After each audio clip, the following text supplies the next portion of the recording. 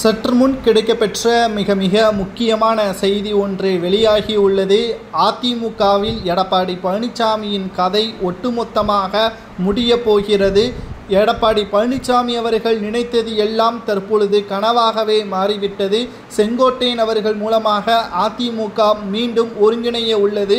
குறிப்பாக அதிமுகவில் இருந்து யாரையெல்லாம் நீக்கினார்களோ OPS, சசிகலா, வைத்திலிங்கம், டிடிவி தினகரன், மனோஜ் பாண்டியன் இவர்கள் அனைவரும் மீண்டும் அதிமுகவில் இணைந்து எடப்பாடி பழனிசாமியின் பதவியை பறிக்க வைக்க அனைத்து ஏற்பாடுகளையும் செய்துள்ளார்கள். டிசம்பர் மாத இறுதிக்குள் இந்த நடவடிக்கை மேற்கொள்ளப்படும் என்றும், அதிமுகவில் தற்பொழுது செங்கோட்டையன் அவர்களை கட்சியிலிருந்து நீக்கினாலும் எடப்பாடிக்கு ஆபத்து, கட்சியிலிருந்து நீக்காமல் இருந்தாலும் எடப்பாடி பழனிசாமி அவர்கள் பதவி பறிக்கப் போவது உறுதிதான் என்பதற்கேற்ப தகவல்கள் நமக்கு கிடைக்கப்பெற்றுள்ளது. இதற்காகத்தான் கடந்த சில நாட்களுக்கு முன்பாக செங்கோட்டையன் அவர்கள் தலைமையிலான கோபிச்செட்டிப்பாளையத்தில் அதிமுக செயல்கள் வீரர்கள் கூட்டத்தின் பொழுது எடப்பாடி பழனிசாமியின் கூலிப்படையினர்கள் நிகழ்ச்சிக்குள் புகுந்து செங்கோட்டையனை தாக்குவதற்கு முயற்சி செய்தார்கள்.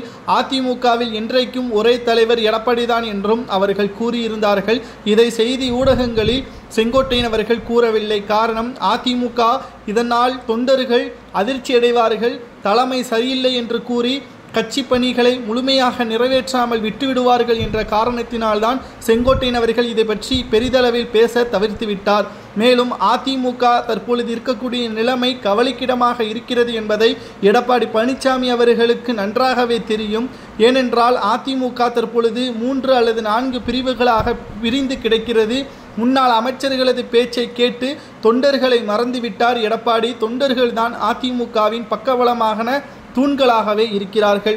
தற்பொழுது தொண்டர்களை நேரடியாக சந்தித்து மிகப்பெரிய ஒரு மாநாடை போட்டே ஆக வேண்டும் என்ற கட்டாயத்தில் எடப்பாடி இருக்கிறார். ஆனால் மதுரையில் இதற்கு முன்னால் போட்ட மாநாட்டின் பொழுது எடப்பாடிக்கு செருப்பால் அடிவிழாத குறைதான் அங்கு எதிர்ப்புகள் கிளம்பியது. மேலும் கோவை மண்டலத்தில் மாநாடு போட்டாலும் செங்கோட்டையின் ஆதரவாளர்கள் அங்கு யாரும் கலந்திருக்க மாட்டார்கள். இதனால் என்ன செய்வதென்று தெரியாமல் அதிமுகவில் எடப்பாடியின் பழனிசாமியின் கதை முடிவதற்கான நேரம் வந்துவிட்டதாகத்தான் தற்பொழுது நமக்கு கிடைக்கப்பெற்ற தகவலை நாம் பதிவிடுகிறோம். செங்கோட்டையன் அவர்கள் தற்பொழுது போர்க்கொடியை தூக்கிவிட்டார். அதிமுகவில் எடப்பாடி பழனிசாமியின் கதை முடிவது உறுதிதான்.